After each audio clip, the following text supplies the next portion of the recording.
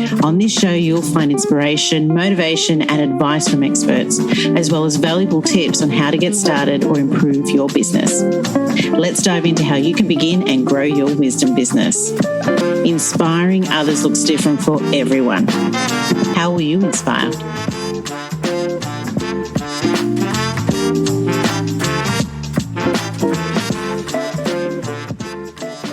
Welcome to the Wisdom Podcast, and today we're chatting with Lori Konkler. Lori helps entrepreneurs and aspiring digital nomads to build and scale impactful online businesses to 10,000 plus per month so they can live the life on their terms. Lori is also a serial entrepreneur since leaving her corporate life as a director of sales and marketing behind 7 years ago and moving to the Caribbean. Well, that sounds dreamy, doesn't it? Lori, welcome to the Wisdom Podcast. Thank you so much. I'm so excited to be here. Yes. Oh, I wish everyone could see how gorgeous her smile is right now.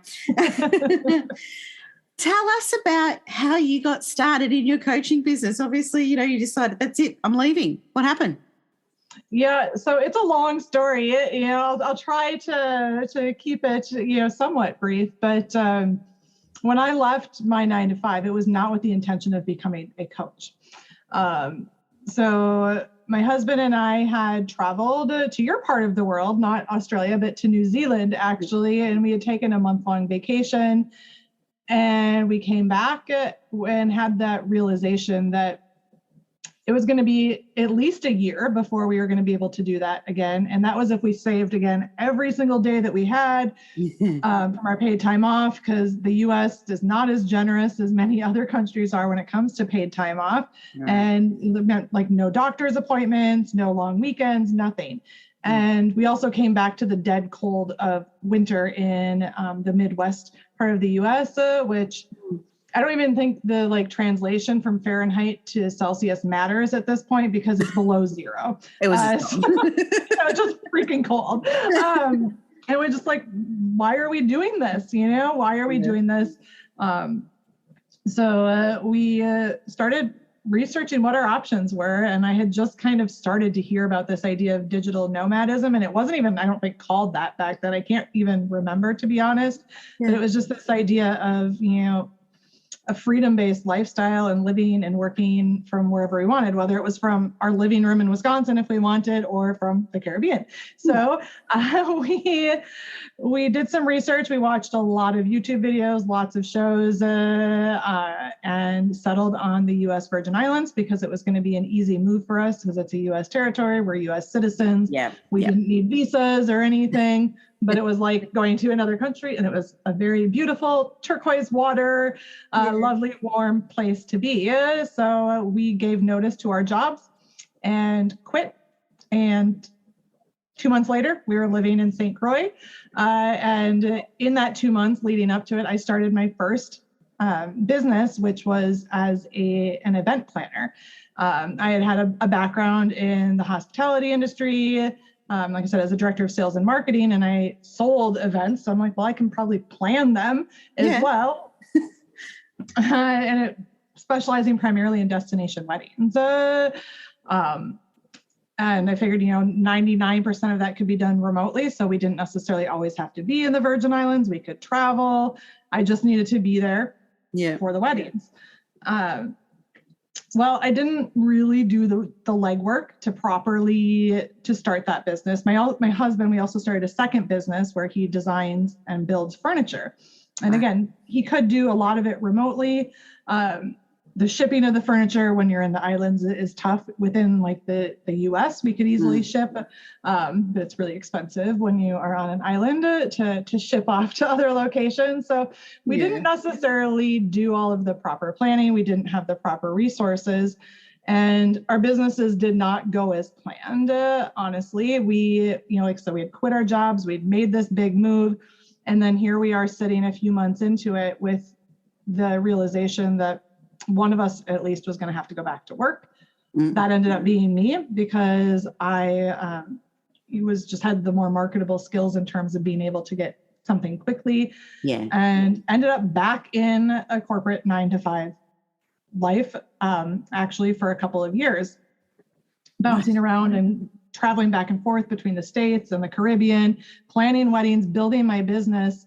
And it wasn't until about 4 years ago when we finally were able to like sustain business ownership. And I had at one point have kind of given up the idea that this was going to be a full-time thing for me anytime soon. And I had found a job that actually allowed me to work remotely and would allow me to do that from anywhere. Like, okay, best of both worlds. And I can take my time, build this business. And maybe in 10 years, it can be like, I was thinking 10 years because of just everything that we had gone through. And I was then 6 months into that job, faced with being laid off. I was forced to make a choice at that point. Like, do I keep looking? And I did at first because I was scared of the unknown and scared of not having that stability of a stable income. But then as I started to apply for things and interview, I found myself like actually sabotaging the process. And like just the idea of going back to any of these jobs just made me literally cringe. Like it made me just anxious and I didn't want to do it. So I'm just like, that's my answer. But I was like, okay, I'm going to make sure. And I hired my first coach, who at the time was actually a career coach. And I thought, okay, let's figure out what I should do. But she really helped me to understand, like, yeah, I'm an entrepreneur. I'm not a career. I'm not a 9-to-5er. So started doing the work in my businesses that we already had. But I knew that I was going to need to do something faster. So I started reaching out to my network and was able within a few weeks to find some consulting work. And that's really where this business started. It started with consulting. And I had also, I forgot to mention at one point, started a travel blog, which was where the name of my company actually came from, the Zennial Traveler. But then I realized I don't want to be a blogger. I just want the freedom that comes with a travel blogger because I love to travel and I want the freedom. And I'm like, okay, this whole process of building these businesses has just been like kind of like torture. And I've failed flat on my face so many times. Like, I want to be a coach. I want to help other people get out of this. And I was finally starting to gain some traction in all three of our businesses and to be able to get more clients and steady income. And I had leveled up and hired my own business coach at that point. And it was just like, okay, bam, like I'm going to make this work and this is going to be the primary. So that's a very condensed version of a long story, believe it or not. Because I could literally go on for days about that. But that's really where it came from. And, since then, it's not been all sunshine and rainbows either. There's been a lot of ups and downs. But I've been able to consistently for the last 4 years just be 100% self-employed and self-sufficient. And I went from literally like $0 in our business to making, multiple six figures myself. So I wanted to be able to help other people to realize that, because that wasn't something that was common in my family. Nobody was entrepreneurs. Nobody was a six-figure earner. It was something that I was able to accomplish. And I knew a lot of people saying like, well, I'm just in my family and friend network saying like, I'm so proud of you. And I don't know how you've done that. And it's like, was it hard? Sure. But anybody can really do it. Like anybody can do it if you want it enough. If you want it enough. But I like what I take from that condensed story is the fact that the realization that you have the entrepreneur in you to drive. It's that, and a lot of people, say, there's the entrepreneur who will just have that drive. That, like I called it before we, went live with this, is just, I call it stubbornness, because I'm just stubborn to make it work. It has to work. Whereas, some other people are more, I'll believe it when I see it. And that's not so much the entrepreneurial side. It's just, they're happy to do the 9-to-5. That's the thing. And there's nothing wrong with that at all. No, we need those people. We need them. Yeah, and we need that balance between us all. There's that yin and that yang. But the fact that, what I grabbed from that is that, obviously that moment of, yes, I'm an entrepreneur, just must have been like that switch for you. Yeah, there was definitely that switch. And like I said, it was just that gut feeling of like, even like, before I hired the coach, again, being in interviews and like thinking, reviewing benefit packages and jobs that were like offered to me. And it's just like, oh, this just sounds so like restrictive and I hate it. And then again, I went into with the career coach and, she's trying to help me find careers. And I'm thinking, what business can I build? So I don't have to deal with this stuff. So it was kind of like that switch. It's just like, okay, I need to make this work. And, it was still probably a good 6 months in before I really felt secure.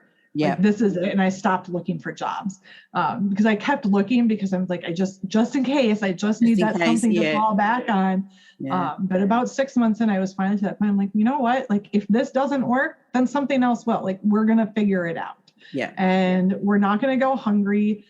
We have family that loves us. We have credit cards. We ended up with a lot of debt as a result of all of these adventures, but we've since paid that off. Thank you. But yeah, no, it's like, it's going to work. It has to. There's a decision there. You've decided you're going to be a coach. How did you become an actual practicing coach then?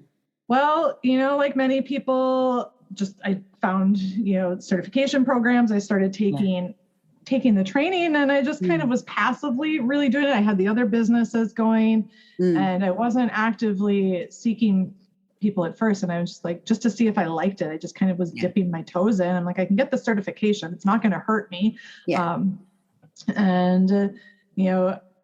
I went that route. And as I got deeper into it, I'm just like, yeah, like this just sounds so amazing. How do I actually market this? And that's where I kind of like hit the wall of, okay, now what do I do? Because again, I have, over 10, 15 years of sales and marketing experience. Yeah. It's different when it's your own business. It is, isn't it? It's very different. Yeah.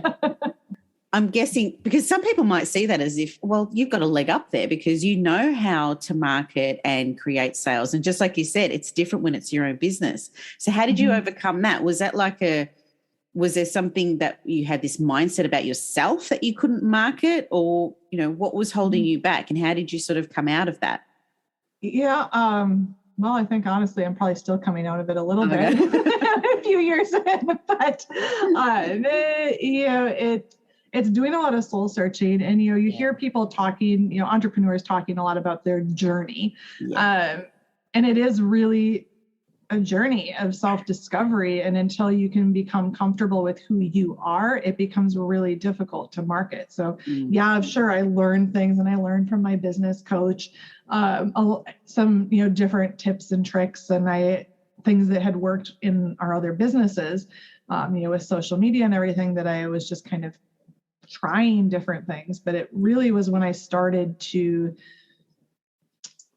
become comfortable with who I was and be okay with putting myself out there, that things really started to come together and I started to flourish, and that personal brand started to be built. And that is power when it comes to marketing, your personal brand and relationships. And I started to understand the value of relationships. Like I knew it with the value of relationships with clients. Again, coming from a sales background where you have these established brick and mortar businesses, it's different than marketing yourself online. Yeah. Where literally, like, I have clients all over the world. It's not location dependent. So it's just so different. Sales is sales and it's about relationships, but it's more about the marketing piece, really, that you kind of need to learn those tricks of what it's like to A, do it for yourself and B, do it online. Especially when there's so much noise online. There is especially the last 2 years with COVID. It's been, oh my God, insane. I'd love to know, like, obviously based on how, you coach and so forth, what's the direction you take when you are in coaching? What's the first thing? Someone says to you, yep, I want you to be my coach. Even before we actually start it, for them is giving them permission to celebrate, the decision that they just made, because it's a big, scary decision to invest in yourself like that in your business. But, from there, it's really about building a solid base, because a lot of people come in and they're like, I need clients, I need you to help me get clients. And I can help you do that, but it's more than that. And it's building a solid foundation for your business if you want to actually be sustainable and be in a position to scale your business and grow it the way you want to, and not just fall flat on your face a year from now. So that begins with really understanding their why. And, you know, you hear people talking about their why, and it's defining it, understanding it, becoming okay with it, and also really understanding, you know, the way you work and what your goals are and how you're going to achieve them, and creating solid plans and putting that framework in place to build from. Before you're out there on social media, before you're, you know, marketing yourself, you need to get to know yourself and why you're there and why you're doing what you're doing. Because if you don't do that and you skip that step, it gets really easy to just forget what you're doing, to lose your identity, or to end up building a business that feels like you're back in your corporate job too. Like, because for me, it's freedom. And I've come to that point in my job or in my business, and recently actually fired a client because they did not align with our values of freedom. Like, I had to go back to my why. And so that's why I do that with clients, because sometimes we can lose sight of that. Was there anything that you learned in general from your clients that altered maybe the way that you coach? Absolutely. And I actually have one client that comes to mind because, you know, most clients come in and they don't question you, and she didn't question me necessarily, but it was more like, okay, like, I really like your style because obviously it worked to like get me in, like your sales style. She's like, but it doesn't feel authentic to me. And you know, that was kind of an aha moment for me, because I knew what she meant, because I felt the same way, you know, with my own coach. And I needed to kind of alter things to work for me. And it kind of just changed the way I spoke to my clients, because the thing is, it's something I knew, but I wasn't outwardly saying. And that is how the importance of authenticity, being yourself. I like to call it letting your freak flag fly. It's a mouthful. Freak flag fly. But because that is what sets you apart, and being you is what sets you apart. She reminded me of that because it was something I talked about, but then it wasn't necessarily something I was teaching. And since, you know, having that realization, I actually, after those conversations with her, I recorded new videos like for my courses, because I needed people to understand, like, some people didn't have me one-on-one, some people had me just on a course basis, or, you know, group coaching. So they couldn't hear from me. So I went and redid videos and just kind of changed my messaging, because she was right. And just because I didn't say it in the course doesn't mean I didn't feel it. Sometimes it's just a simple conversation that makes you, yes, like it just reminds you of why you're doing something, just like you said. That's it's great that you actually took that initiative and redid a few things, because some people just sort of like hear it and they go, okay, I've learned that, but might not utilize it'll do anything with it. So it's good that you did. No, constantly learning. That's part of being a successful entrepreneur. Exactly. Constantly learning, constantly coming across challenges, which leads me to the next question. Was there any major challenge that you could share with our audience today that might help them, how you overcome it? Well, let's see. Which one? Which challenge? Which challenge? I mean, there's many that come to mind, but so I'm going to talk about the one that I just brought up in terms of like firing a client, because I think a lot of us, you know, in the earlier stages of our business, we're just so desperate to work with anybody because we just want money. And we just want that stability, right? And we had gotten this client, and it was actually a referral. And this was recent, okay? So I'm like well established in my business at this point. I'm making decent money. It wasn't necessarily a desperation thing, but this client came in, and it's like, we want a long-term relationship. This was a consulting client who wanted like some aspect of coaching as well.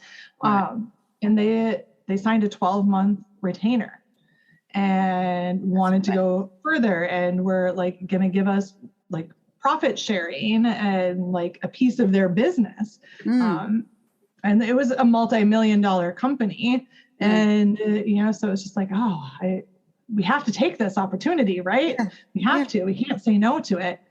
And like just something felt off from the beginning, but I'm like, no, I'm like, this is such a good opportunity for myself and my team, and it's stable money, right? Like no matter what, like it'll pay it's like enough to pay all of my expenses, like to pay my team and do everything, no matter what kind of a month I have, which is nice too, because you have a lot of ups and downs in your revenue. Like you can have a 10K or 20K or 50K month, but the next month might be zero because you had to have surgery or something, right? So this made me know like I can pay them no matter what, and I don't have to worry. And I took this contract, and then a couple months in, it's like we realized like we're just butting. You can't see in the video here on the podcast, but I'm like hitting my fist together. We're just butting heads, and I'm like, do we stick with it because we want the money and we want the security, or do we follow what we really want? And ultimately came to the understanding that it's hard to give up the money, but sometimes your values and your core values are more important than money.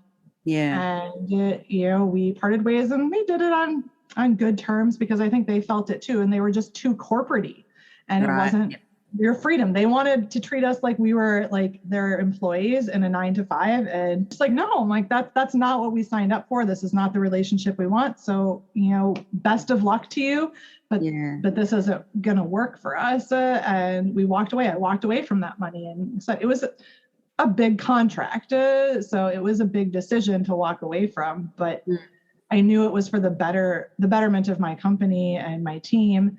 And, we walked away, and then like pretty much immediately a couple other opportunities have since fallen in my lap, and I've made space for them, because of that. So just want to like people to know, like, if there's something that does not feel right in your business, you have to follow your gut, and you have to follow your intuition, and go with it from the beginning.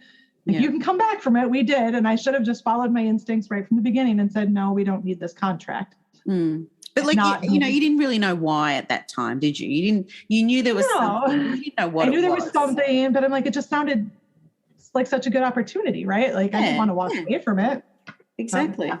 Well, you learned something from it too by actually diving into it in the end. So if your clients do not bring you joy working with them, like they should not be your client, because all of my other clients, like I look forward to my conversations with them. So it's not work. Exactly. It's not when your work doesn't feel like work, then you're doing the right thing. You're doing something you're passionate about as well. How have you grown personally yourself after everything that you've gone through? It's like night and day. And it's actually, I have one friend who's like, she's seriously like my biggest cheerleader. And just sometimes I have to hear it from someone else's perspective to realize the changes that I've gone through as a person, but I've just become much more in tune with myself, my intuition, what it is that I want. And also just, been able to gain so much more confidence, and just everything in my life has shifted from my health, like physical, mental health, to, like I said, my confidence in myself, and my abilities. It is a journey. And when people talk about the entrepreneurship journey, like, we're not lying. It's not just like a marketing ploy. Like, it is a real thing, because if you would have told me 7 years ago that I would be sitting here where I am right now today, I wouldn't have believed it. I really would not have. I wouldn't have believed I am the person that I am. And like seeing old friends that I haven't seen in years is always kind of like fun too, because they're just like, it looks like you, but you're not acting like you. It's like it completely just like my outlook. I used to be kind of honestly like a very cynical person. And I was not somebody who believed that I could have all of the things that I have now and that I'm even working towards growing more of. I didn't believe it. Do you believe it's that whole environment thing, who you surround yourself with? Absolutely. What is it? The saying, like, you are the product of the 5 people you surround yourself with most. And I absolutely believe that. And when you start surrounding yourself with people that are either already doing what you're doing or what you want to do, or they're going through the same journey as you, and they're going to motivate you. It's amazing how that changes. And sometimes that means leaving some friends and family on the sidelines, or having to say goodbye to surround yourself with the right people that have that positive force. Yeah. And it kind of goes back to that whole, when you're an entrepreneur, I was having this conversation with a friend of mine not long ago, and it was like, as a mom, you always leave yourself last. Kids are all ready, pop them in the car, and then you get in the car and you're like, God, I haven't even brushed my hair. Like, it's that sort of feeling. In entrepreneurship, it's just sort of that similar thing, isn't it? You kind of forget to look after yourself. It's just always your business, your business, your business. And like you said at the very beginning, investing in yourself is a big thing. And that enables you to just go so much further once you invest yourself. Like something as simple as something my mum used to say to me, you can't love anyone unless you love yourself. So nothing is so true. So, what you do as a coach and for those out there who are, entrepreneurship, building a wisdom business, whatever it is, even though you might be a coach yourself or whatever, you still can utilize having a coach as well. Absolutely. I just hired a new one last week. Yeah, there you go. I hired one that's where I want to be, and she's making 7 figures, and just in a very simplistic business without all of the noise and all of the stress. So I just hired her last week. So there you go. Got to take little coaches need coaches. Yeah. And what advice would you give anyone who's looking to start a wisdom sharing business? Well, there's so many things, but getting help, whatever form that comes. And, it could be investing in a coach. You may have someone in your life that's a mentor. And also, as we were just talking about, surrounding yourself with the people that inspire you and building relationships with those people, and just putting yourself out there to build those relationships. Don't hold back. Don't be embarrassed. Like, we've all been there. And if you don't speak up and ask for the help, you're just going to keep spinning your wheels. And I've been there, done that. It sucks. So don't do it. Plain and simple, don't do it. Is there one tip that you have, based on your coaching and how you, enable people to hit that, 10K a month? Is there one tip that you'd like to share with our audience? So one piece of advice that I would give people wanting to hit that 10K is you have to put yourself out there. I see so many people like, oh, well, I could just post, on their social media, for instance. They're just like posting inspirational quotes and like images of scenery, and nobody knows that there's actually a person behind it. Yeah.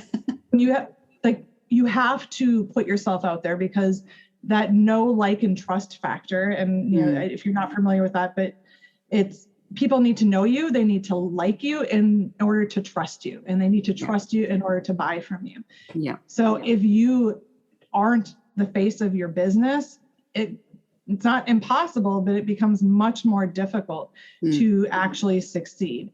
Yeah. And beyond that, putting yourself out there and being 100% truly authentic, not internet authentic. Let your freak flag fly and just be yourself, because then you start to attract the people that you want to work with and that are meant to work with you.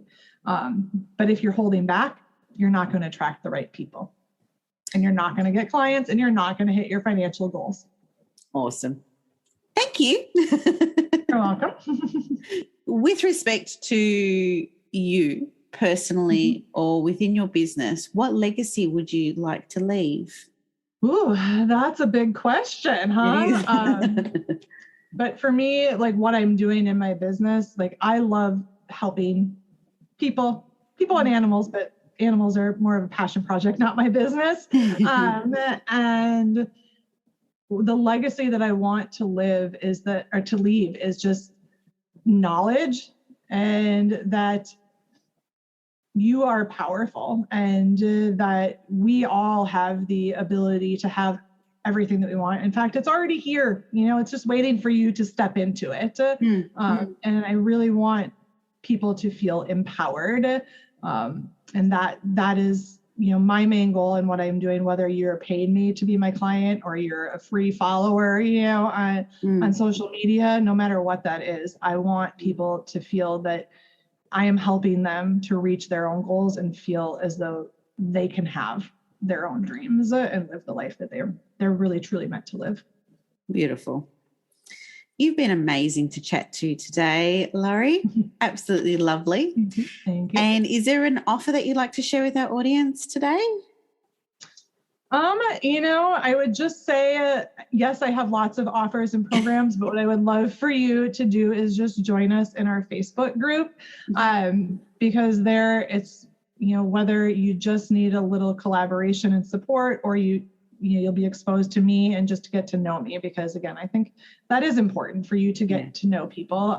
And that's the best way to connect with me as well, if you do want to work with me on a greater level. Plus, we just have tons of free, amazing resources for people in there. And it is build and scale a profitable business, work from anywhere. So it's a mouthful, but it's literally what you want to do with your business if you want to be online. So awesome. Absolutely awesome. Well, all the details to Lori's offer and the link will be in our podcast summary below. So be sure to click on the link and don't forget to subscribe. Thank you so much again for your time today, Lori. Thank you so much, Nikki. Thanks for listening to the Wise Dome podcast. If you enjoyed and have been inspired by this episode and you'd like to support the podcast, do subscribe and please share it with others. Post about us on social media or leave a rating and review. To catch all the latest from me, Nikki Kelly, you can follow me on Instagram at Wise Dome Podcast, WISEDOME Podcast. I'm Nikki Kelly. Thanks again, and we'll catch up next time.